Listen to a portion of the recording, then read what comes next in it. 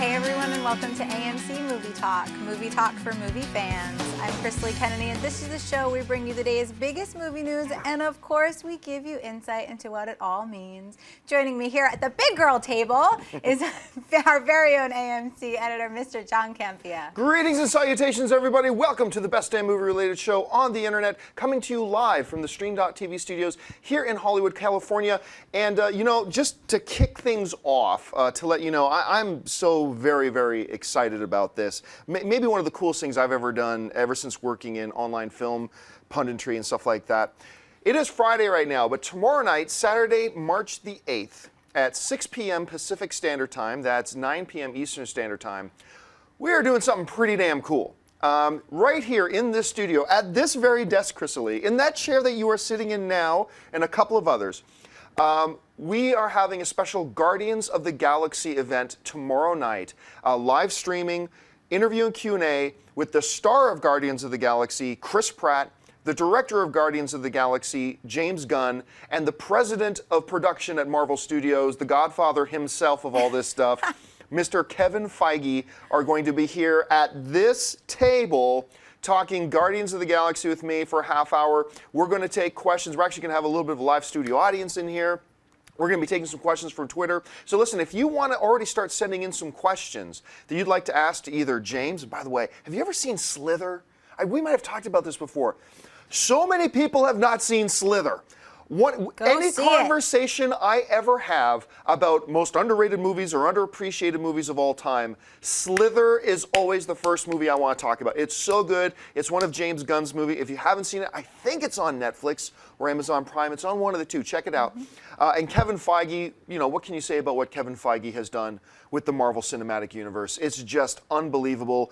Chris Pratt, one of my favorite actors going right now. I am so excited about this. So once again, that's tomorrow night on our YouTube channel, youtube.com/AMC Theaters. At this table, Chris Pratt, James Gunn, Kevin Feige. We're going to be talking Guardians of the Galaxy for about a half hour, taking your questions as well. And if you want to tweet in some questions, here's how you send them. Send them to the hashtag, so tweet out using the hashtag GOTG, as in Guardians of the Galaxy. So hashtag GOTGAMC. GOTGAMC. So if you got a question for any of those guys, start tweeting them in using that hashtag, and we're going to try to get like 10 or so questions just rapid fire on, and maybe your question can be one of them, so make sure you start sending them in. I'm very stoked about this. There's so many exciting things going on. I get to check off a thing on my bucket list today. I get to talk to Tyler Perry. We got Veronica Mars this weekend. Yeah, you and Dennis and Aaron are all flying out to New York on Sunday to do a very special stuff with the whole cast of Veronica Mars. That's going to be good. We have a couple of more surprises for in studio for next week that I can't talk about yet, but that I'm very excited about. Last night was amazing. We did a live stream, which you can find on our YouTube channel right now if you missed it. We did a live stream last night from the red carpet of Need for Speed. By the way, fun damn movie, Need for Speed.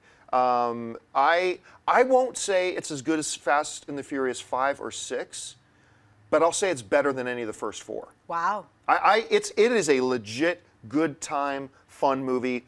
And when you watch Need for Speed, keep in mind, no CGI. Yep.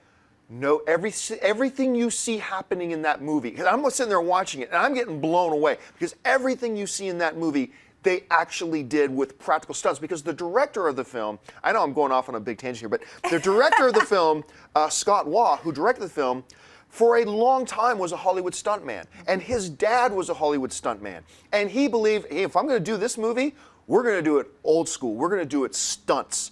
And it blows your mind. It absolutely blows your mind, the stuff they did in this film. So I had a really good time with it.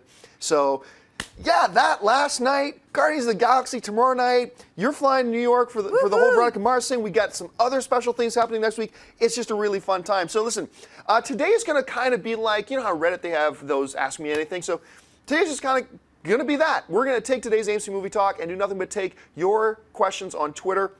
And if you would like to tweet a question to us, you can tweet to us at AMC Movie News. So once again, tweet to us. You see it right below me there, at AMC Movie News. Chrisley has got the Twitter stream open. She's going to be picking out the questions, so she's the one you got to kiss up to if you want to get your question on. And we're just going to take like the next 20 minutes or so and talk movies together. So, Chrisley, what do we got?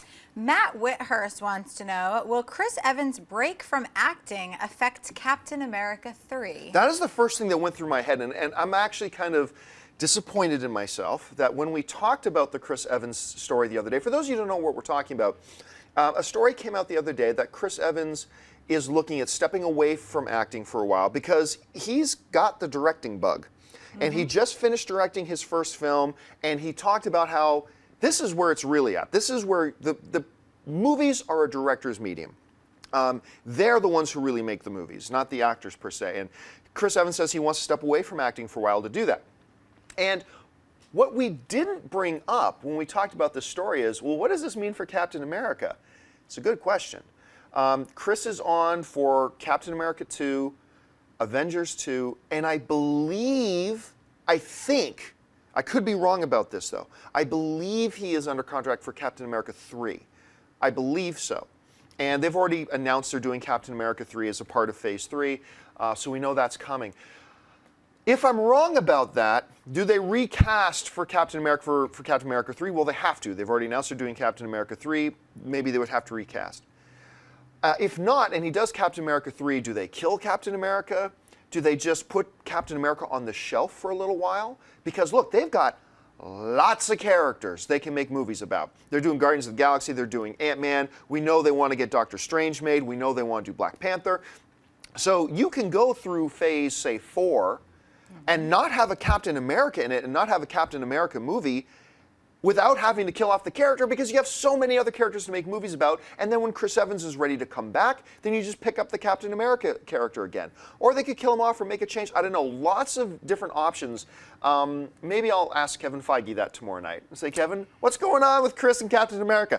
He probably won't answer that question, but it's a really great question. And so those are what I think the options are. Either kill him off, or you just understand that Chris is not stepping away from acting permanently. He's just taking a break.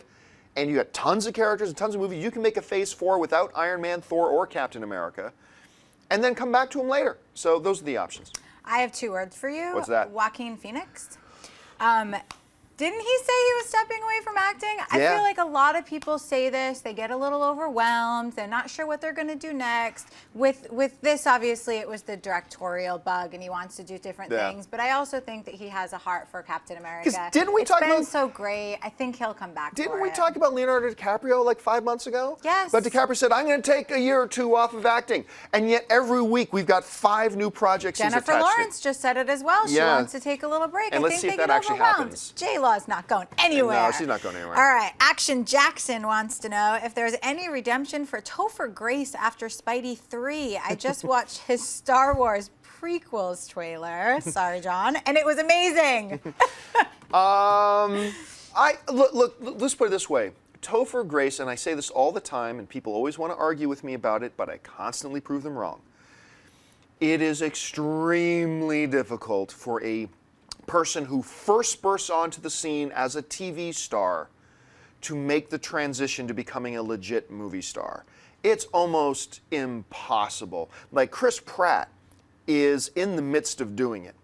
But it's so rare because here's the thing I always tell people, whenever I say that look, it's nearly impossible for a person who first breaks on the scene as a legit TV star to then become a legit movie star.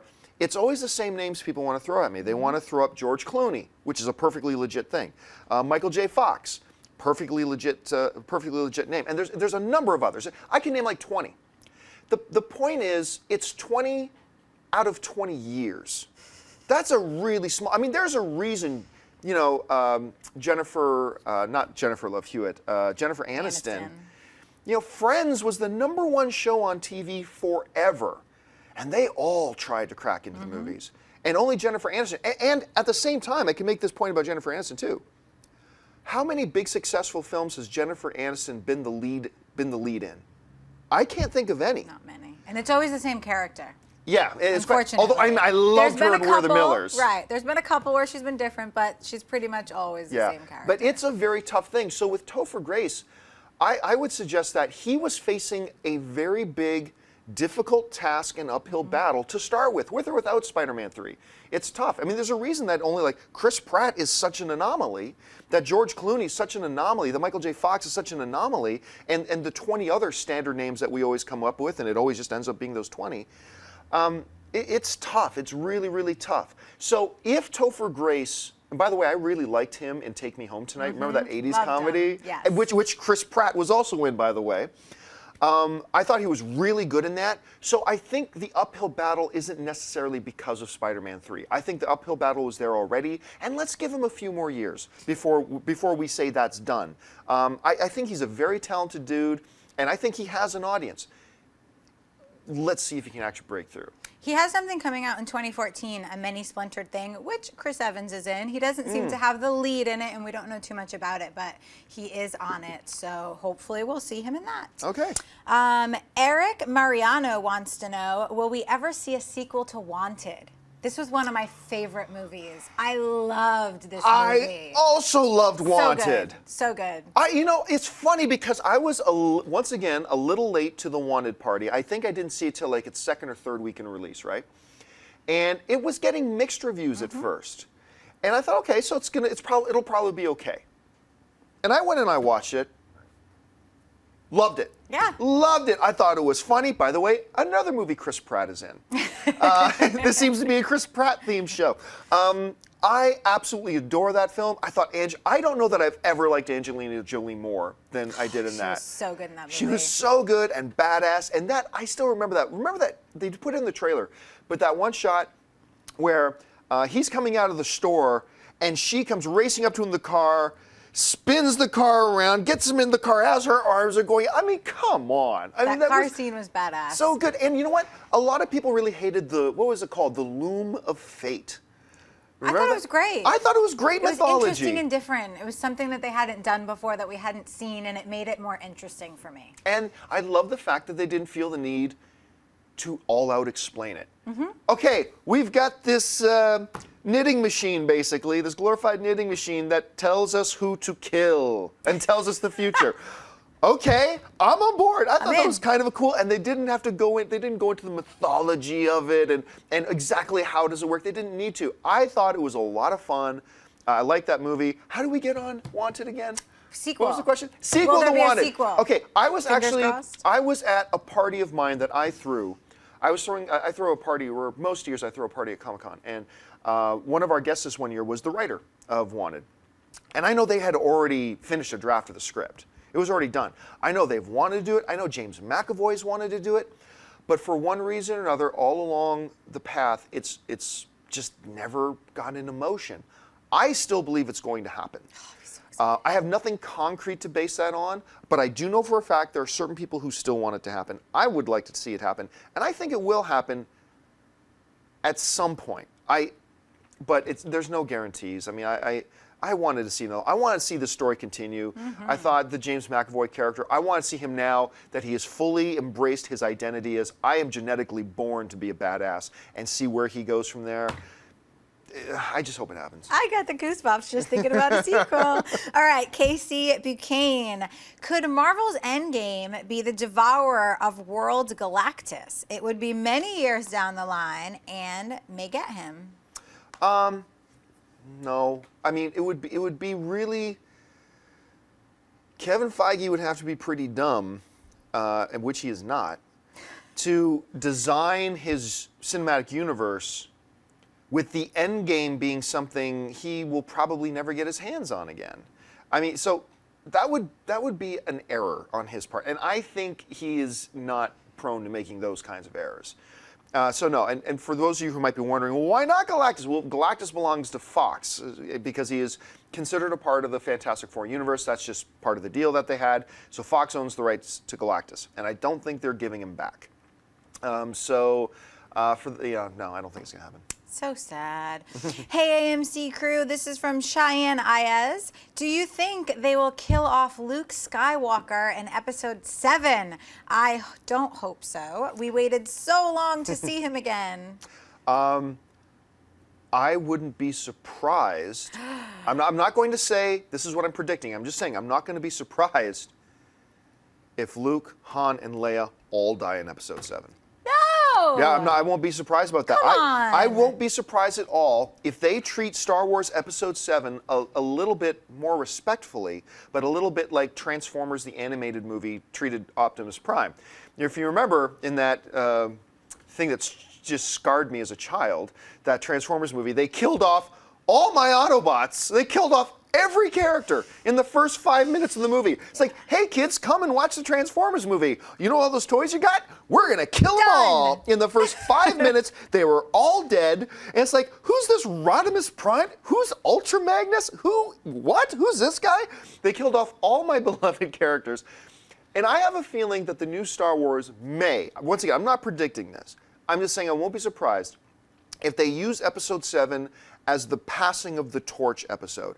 I don't believe they'll have Luke, Han, and Leia going out for a space picnic in the Millennium Falcon and then have, some new Imperial old Star Destroyer come down and blow them up in the first 2 minutes after the opening credits. Say, do-do-do. I don't think that's going to happen, but I think they may treat this episode as the passing of the torch. I think it's probable we'll see one of the big three die, and I won't die of shock if they kill all three of them. I like to think that it's going to be in Episode 8, not Episode 7, but now I have this vision of Luke in a picnic basket. So it has ruined everything for me. Thank you. All right. Joseph Lociano says, hey, AMC News. Love the show. Chrisley rocks. Thanks. She does rock. Have you heard anything about the plans for a movie based on Ernest Cline's Ready Player One? Yes. And it's really funny you mentioned that because I was out to dinner with a couple of friends had to be 3 or 4 months ago, and I had never heard of Ready Player One. And he's really into sci-fi books, this one friend of mine, and him and his wife were there, and he mentioned, hey, have you ever, because I was just reading Ender's Game for the first time So good. at the time. And he was like, hey, and have you ever read Ready Player One? Mm-hmm. And I had never even heard of it. And then after that, I started hearing rumblings that of a movie getting put together. To be honest, I don't know anything concrete. There may be an official announcement out there somewhere that I'm just not recalling off the top of my head. But I do remember shortly after being told about the book, I heard something about a movie, and I was like, holy crap, that's so weird. Somebody just told me about the book just like 2 days ago. So I wouldn't be surprised if it happens. I myself have still not read the book. So I don't really have much input on is it really well suited for a movie or not. I don't have input on that, but it sounds like it's possible that it could happen. All right, Ryan Christopherson wants to know if we think that we'll see Bryan Cranston in a leading role in a major film anytime soon. Tough. Once again, this goes back to the whole such an uphill battle for people who break on the scene as a TV star to make that transition. And if there's anybody who deserves that to happen, it's Bryan Cranston. Mm-hmm. The dude has diversity, ridiculous talent. He owns the screen when he's on it. Most people did not like the, not Running Man, Total Recall, did not like the Total Recall remake. But even people who didn't like the Total Recall remake, personally I actually didn't mind it, but even people who didn't like the Total Recall remake, I'd admit, when Bryan Cranston's on screen, it's pretty compelling. I mean, he's pretty good, and he is one of the funniest guys I have ever interviewed. He just doesn't know how to not be funny. So if there's anybody who deserves it, both professionally and on a personal level, it's him. If I had to put money on it right now, which I would not be willing to, but if I had to put money on it right now, no, I don't think we're going to see a major Hollywood wide release tentpole film with Bryan Cranston as the lead. I don't think we're going to see it. I'm going to go with yes. I hope you're right. I'm going to go with yes, only because I think with the success of Breaking Bad and with so many people then coming to watch the series, I mean, the series is over and I just started. So I think with so many people following that series and loving Bryan Cranston, I think the buzz about him is still really big, and I'm hoping that some production company or some studio picks him up and says, we want you because of the fact that everyone loves you. And hopefully that maybe it won't be too similar to a Breaking Bad role, but something something that we'll be comfortable seeing him at first in a leading role, and then be able to kind of go out from there. Speaking of Fingers Breaking crossed. Bad, you know, the movie we went and covered last night, Need for Speed. Aaron Paul? Aaron Paul. I mean, so we're going to tell a lot. It's how the public reacts to this and how the studios react to it as well. If Aaron Paul can break that wall. Yeah. If he can break through the TV screen and establish himself as a leading big screen guy, we're going to know pretty soon. Aaron Paul's also coming up in a supporting role in Exodus, where he's going to play Joshua, which is basically Moses' right-hand man. So he's not the lead guy in the film, whatever, but we're going to know a lot more about the future of Aaron Paul in the next few months. And again, another guy who deserves the success. And we know he can drive a car. And we know he can drive a car. We know he can drive a car. All right. Bloodless Slim says, hey guys, love the show. My question is about the Justice League. What would bring them together, and will Wonder Woman fall for Supes? What can bring them together? I mean, anything. Usually in the animated world, it's quick alien invasion that brings everybody together. I mean, that's kind of what they did with Avengers, isn't it? And it's what they do in all the DC animated stuff. It's usually an alien invasion, brings the team together. So I wouldn't doubt it if they did something like that, or some really insane, unstoppable force that requires them all to come together and figure that out.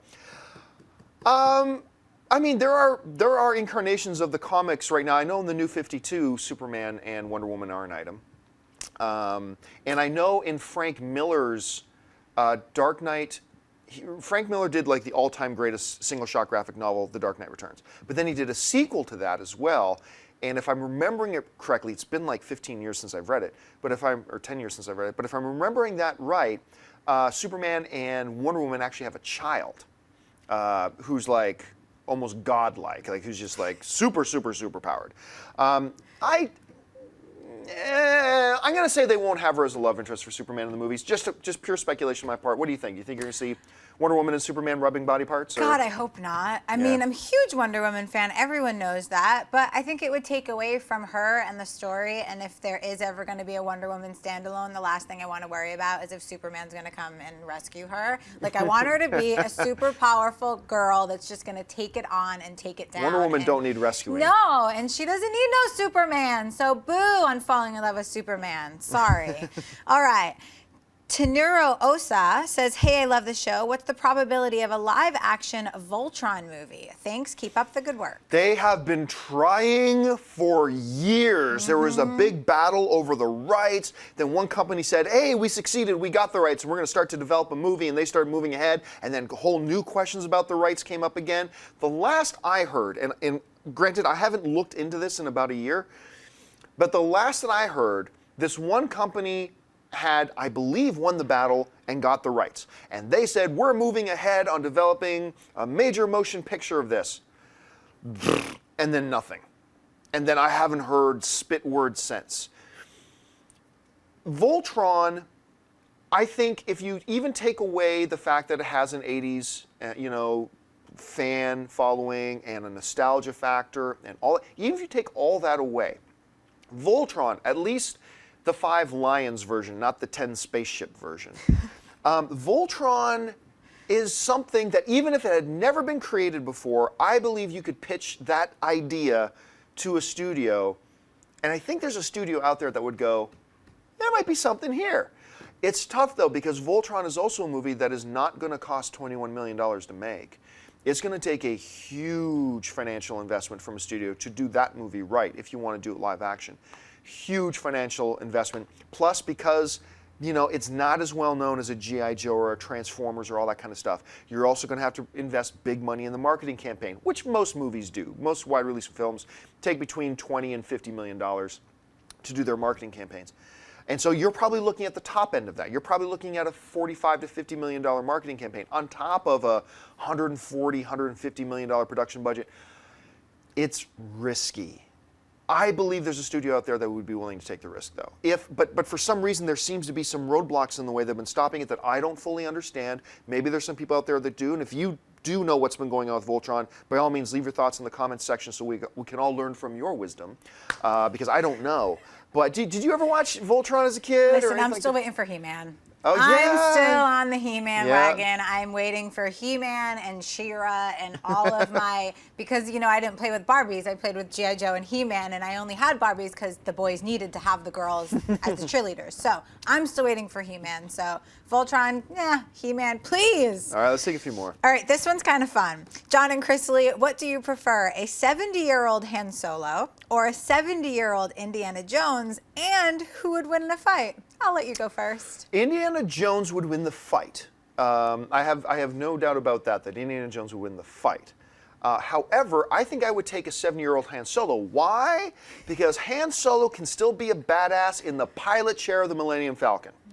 He can still be a galactically feared smuggler rogue badass sitting in the pilot seat of the Millennium Falcon. Whereas Indiana Jones, he needs to go out there and whip guys and, you know, fisticuffs it up, punch Hitler in the face and all that kind of stuff. And I think that becomes less palatable than, say, Han Solo, who also just needs to pull out his phaser and, you know, knock somebody out. So I would go with the 7-year-old Han Solo. What about you? And I'm completely opposite. I would prefer a 70-year-old Indiana Jones because he can still be finding some treasure at 70 years old.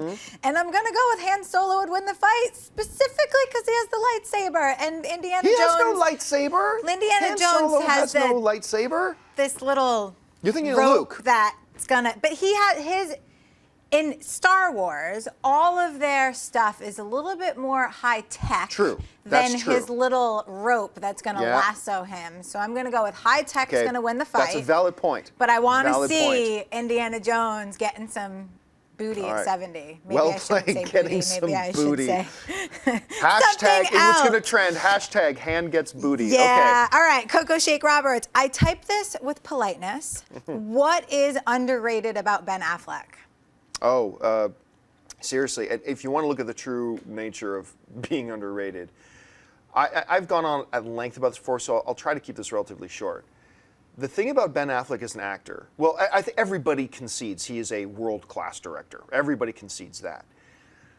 A lot of people I find who really want to bash on Ben Affleck as an actor haven't watched Ben Affleck in a movie he's done in the last 10 years. They want to constantly go back to Geely or they want to go back to whatever else. And that's fine. And if you're just limiting the discussion to that era, I'll probably get on board with you a little bit. I mean, I think because Matt Damon was so good and Robin Williams was so good in Good Will Hunting. Good Will Hunting, people overlook how good Ben Affleck was in his supporting role in that film. He was very good.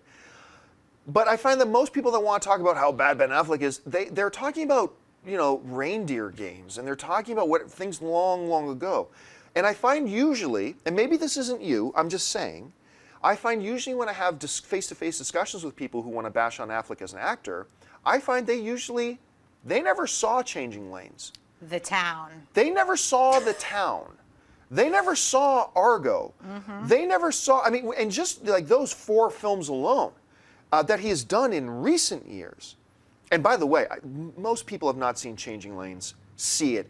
Ben Affleck, Samuel L. Jackson. One of my top 5 favorite Samuel L. Jackson performances of all time.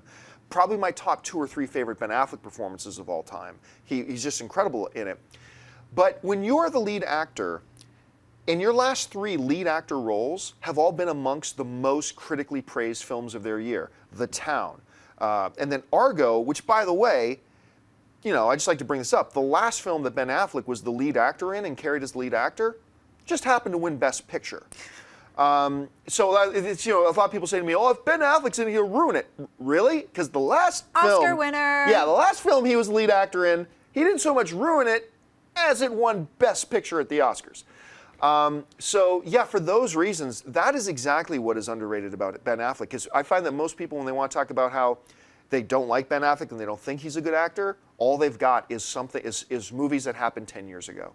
And then some people will say, well, Runner kind of failed. Well, yeah, but you didn't see Runner either. And actually, Ben Affleck was actually a pretty small... He was the best part of Runner. And he was the best part of that movie. He really was. And it was a relatively small role. Despite what the trailers try to make it look like, it was a relatively... The problems with Runner was not Ben Affleck. So that is what is very underrated about Ben Affleck. They do. I think everyone goes to the past and no one goes to the things that he's currently done and the things that he's been part of. And he's been part of so many projects that he wasn't even seen on screen. Oh, and yeah, it just yeah. shows that he's not just an actor, he's a director, and he's smart, and he's always trying to get his hands in things in Hollywood that are bigger than him, which I respect. And You know, can't Amy wait Rose. for him as Batman. Yeah, I think he's going to be great as Batman. Amy Rose brings up a great point. She brings up, like, we all know he's one of the world's best directors right now, but Amy Rose brings up quite often, it's when he started getting behind the camera that you started to see his transformation Better in actor. front of the camera as well. It's like he had an epiphany or something. It opened up a whole new realm of realities to him. When he started directing, you saw suddenly his acting just get better and better and better. Now, am I going to say that Ben Affleck is on Christian Bale's level? No. Am I going to say he's on Leonardo DiCaprio's level? No. But I will also say this. If you've got to compare Ben Affleck to Christian Bale and Leonardo DiCaprio to say, see, he's not as good as those guys, then you're doing pretty good. Yeah, and I think he'll get there. He'll get there eventually. All right, Jonathan Graves wants to know, what do you think about the new Sin City trailer? Not impressed. Really? And I wanted to be blown away by it. Now, don't get me wrong. Remember, it's just a trailer. Just because I'm saying I wasn't impressed with the trailer doesn't mean I don't think the movie has great potential to be awesome and amazing. It does. But just looking at the trailer, I gotta confess, I watched it and I'm like, meh. I mean, I'm sure the movie will be great. I'm looking forward to the movie. It's gonna be awesome. But the trailer on its own was meh. I think the trailer got me excited, mostly because I love the cinematography. I love the look of the Sin City It's so stylized. movies. It's just, you know what you're getting. Yeah. It's always really interesting. It's got this dirty comic book feel to it that it doesn't even feel real, and I really like it. So it got me excited for All right, it. let's take 2 more questions. We'll call it a day. 2 more. Eric Tish, which one of this year's acting Oscar winners is most likely to get another Oscar in the future? Matthew McConaughey. Yeah, I'll say McConaughey. I mean, don't get me. It'll be really. I'm going to watch Lupita Nyong'o's career very closely with great interest. Jared Leto, now that he's gotten back in acting, going to be very curious to see where he goes and how he does. But let's be honest, Cate Blanchett's probably going to win 3 or 4 more by the time her career's done, I was like, too. why isn't he saying her name? I changed my mind. Why? Look, I think it's a lock that both Matthew McConaughey and Cate Blanchett, but I do change my mind. The most likely, it's an automatic lock, because Cate Blanchett will probably get 2 or 3 or 4 or 5 more before she's done. And you know what? I was not here when you guys talked about the Oscars, so I just have to say, for the acting categories, this was one of the toughest years I can ever remember seeing. That I was just like, I mean, Meryl Streep, Cate Blanchett, how do you choose between the 2 of those performances? And Jared Leto, by the way, best Oscar speech I've ever heard, hands down, so far. So. And Lupita's was great. Oh, so and great. Cate Blanchett was great. And Matthew McConaughey's speech. It might be, in the acting category, the best overall, the best speeches given by the winners I've ever. They were all, I thought, just terrific speeches. All right, William Last Parcell one. wants to know, do you think Days of Future Past will be the last time we see Ian McKellen and Patrick Stewart in these roles? Yeah, I do. I think they're going to pass the torch to, I think they're going to work out some, once again, I don't have inside information on this. This is me speculating, okay? I believe they're going to use this thing to pass the torch. Somehow, some way, they're going to bring the first class era characters into the modern era. I think they're going to find a device to do that. And I think they're going to move forward with James McAvoy and Michael Fassbender as Magneto and Professor X. And you know what? As fans of the X-Men films, what we should do is stand up and salute Ian McKellen and Patrick Stewart and say thank you so much for the service you have given us and entertaining us and letting our imaginations go vivid. But they have served us well. And it's time to say, okay, it's okay that you guys move on from that now. And I think they have served us greatly for like 13 years now, 14 years, something like that. And I think and this film, just the trailer, I thought Patrick Stewart's performance was amazing. Just in the trailer. But they're going to pass the torch, and then I believe they're going to go into X-Men Apocalypse with McAvoy and Fassbender as X and Magneto. What do you think? I think that with X-Men, and especially with all the time travel storylines, I think that we may see them in future films. They may not be new footage, it may be old footage. So I think we'll always get a glimpse of them and always know that they're there kind of to remind the new characters. But I do think that this is the last time that they'll be stepping foot, which sad. Yeah. I mean, I know the old ones aren't going to go anywhere, but you know, I mean, they're such a huge part of the franchise, but I think it is time to move on. And they will continue to have Hugh Jackman as Wolverine as long as they can pump horse steroids into him. And not saying that he takes steroids, I'm saying, but at some point when he's not that big anymore, they'll drug him, they'll tie him down, they'll inject horse steroids into him, you put him on some kind of life support system and still say he's Wolverine if they got to have him marionette him and go, they'll use him somehow, some way. All right, folks, that'll do it for us. Listen, I want to remind you again, tomorrow night, big event that we are so excited for. Guardians of the Galaxy special event tomorrow night. We've got Chris Pratt, the star of Guardians of the Galaxy, James Gunn, the director of Guardians of the Galaxy, and the boss of the whole cinematic Marvel universe, Kevin Feige, coming in here tomorrow night at this table. We are going to stream that conversation live tomorrow at 6 p.m. Pacific Standard Time. That's 9 p.m. Eastern Standard Time. We really hope that you will join us and be a part of that. Listen, if you haven't done so already, make sure you click subscribe, become a subscriber to our AMC Movie News YouTube channel. And listen, lots of great films playing in AMC theaters across the country right now. Head on over to www.amctheaters.com for your theater, showtime, movie ticket information. And if you want an audio-only edition of this episode, look in the description of this video and you'll find links to our Stitcher and our iTunes. And by the way, you can find us on TuneIn Radio now even if you want to. How special is that? I want to thank the only person in the building with me today sitting at this table, my lovely host, Miss Chrisley Kennedy. Chrisley, where can people find you online? At the big girl table today. So excited. You guys have asked for me back here, so I am here. Twitter at Chrisley, Tumblr, The Movie Chick. Thank you guys so much for watching. And you can find me on the various social media channels at John Campea. Thanks a lot for joining us, guys. Come and join us again tomorrow night. So my name's John Campea for AMC Movie News, and until then, bye-bye. If you like this video, be sure to give it a thumbs up, and don't forget to subscribe to AMC Movie News on YouTube. It's free and a great way to stay updated with all the latest movie news and check out our daily show, AMC Movie Talk. Also, don't forget to check us out on Facebook and Twitter to stay in the loop for our special prizes, giveaways, and contests.